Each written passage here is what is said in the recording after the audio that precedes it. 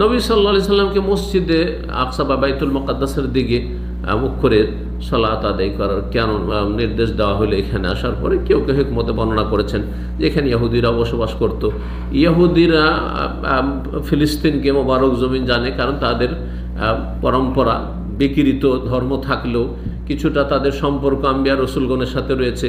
আর আম্বিয়া রসুলগণের ভূমি পবিত্র ভূমি বনে ইসরায়েলদের আম্বিয়া রসুলগণের, সুতরাং তারা কাবা ঘরে তাদের কাছে কোনো মূল্য ছিল না মসজিদে হারামের, কিন্তু ফিলিস্তিনের তাদের কাছে এটা মূল্য ছিল যে পণ্যভূমি। সেই জন্য তাদের অনুকূলে একটু হোক, যাতে করে তাদেরকে একটু আকৃষ্ট করা যায়। আর আকৃষ্ট হইলে তারা হতে পারে যে ইসলাম কবুল করে নেবে, এটি একটা দাওয়াতি পলিসি। ইসলামের দাওয়াত দেওয়ার জন্য তাদের অন্তরে কথাগুলি ইমান ইসলামী দাওয়াতের নামিয়ে দেওয়ার জন্য একটা রাস্তা। আর এটা বাস্তব সত্য। মানুষের যদি অনুকূলে আপনি কাজ করেন, পক্ষে কাজ করেন, তো আপনার ক্ষেত্রে একটি কি হবে, আন্তরিকতা আসবে, পাশাপাশি সালাত আদায় করেন। আর একজন যদি পায়ে পা না লাগে আর আপনি যদি তার সাথে শুধু পায়ে পা লাগাইতে যান, তো আপনার থেকে দূরে সরে যাবে। তারপরে যতই ওয়াজ নসিহত করে শুনবেন আপনার, কারণ গোনা, ওর কাছে এটা বেয়াদবি, আপনি কেন পায়ে পা লাগাইতে গেছেন। কিন্তু যদি একটু নমনীত হবেন, না সুন্নত মুস্তাহাব সুন্নত কাজ, আমি যাকে অত না করে ঠিক আছে তুমি লাগাইতে চাও না, লাগাবোই না আমি, জি, তাহলে কি হবে, সে একটু নম্র হবে আপনার ক্ষেত্রে। রফুল আদান করছেন সুন্নাত, সহি সুন্নাত, কিন্তু যারা রফেদানকে বলছেন আর রফেদান নাই, বারবার করে হাত উঠানো নেই, তাদের পাশে যদি কখনো হেকমত হিসাবে আমি একাই বা এক দুইজন আছি আর এরাই সব দল ভারী, রফেদান না করারই দল ভারী, সুতরাং রফুল আদানের এই সুন্নতটা করলাম না, যাতে করে তাদের মাঝে অনেক শিরক বিদআত রয়েছে। এরা সুফিজমে এর ভ্রান্ত গুমরাহিতে বিশ্বাসী, এরা মিলাদে বিশ্বাসী, এরা মাজার পূজায় বিশ্বাসী, এরা পীর মুরিদের ব্যবসায় বিশ্বাসী। সুতরাং এদেরকে এদের বড় সংশোধন, বড় রোগের চিকিৎসার জন্য ছোটোখাটো বিষয়গুলি যাক, আমি রফেদান করব না, এটা আপনার জন্য দাওয়াতি পলিসির ক্ষেত্রে বড় উপকারী হবে।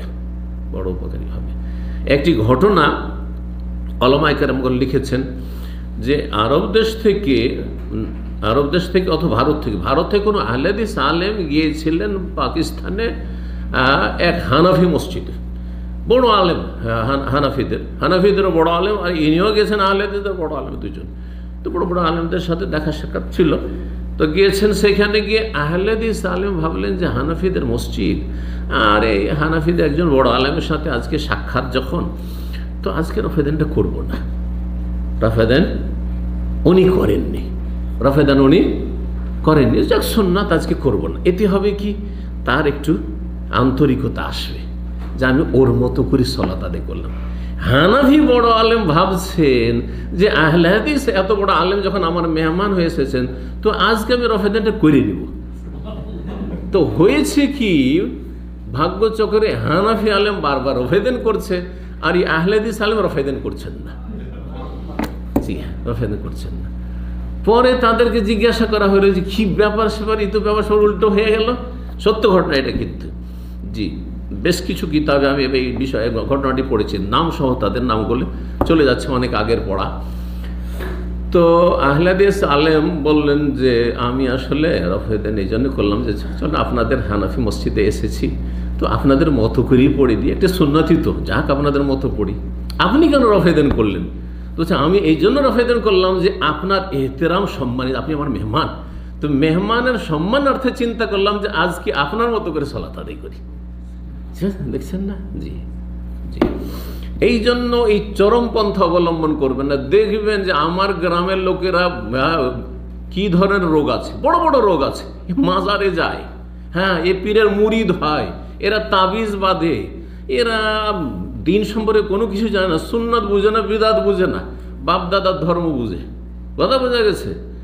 আর তাদের কাছে গিয়ে এক দুইজন গিয়ে রফেদান, প্রথম দিনই রফেদান, তাহলে আপনার দাওয়াতকে ছুঁড়ে ফেলে দেবে, কোনোটাই কবুল করবে না, আপনার কোনোটাই কবুল করবে না। জি, সেদিকে যাচ্ছেন না। এই হেকমতগুলি আমি এক সময় অবলম্বন করেছি, নতুন যখন এই দামামে 26-25 বছরে আগে এসেছি, তখন শুধু চেনার জন্য এ হুজুর আমাদের না অন্যদের গিয়েছি, কোনো প্রশ্ন নাই, শুধু প্রশ্ন হুজুর এমামা ক্যাম্পে গেছি, জামেলে গিয়েছি, এগুলো পুরাতন ক্যাম্প।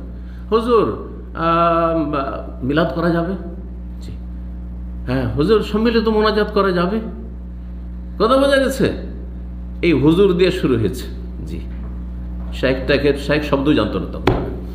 তো চিন্তা করলাম যে এই মিলাদ আর সুন্নাত না বেদাত আর এই সম্মিলিত মোনাজাত আর এটা সেটা নিয়ত পড়তে পারবো কি না এসব বলা যাবে না, বলে থামেন।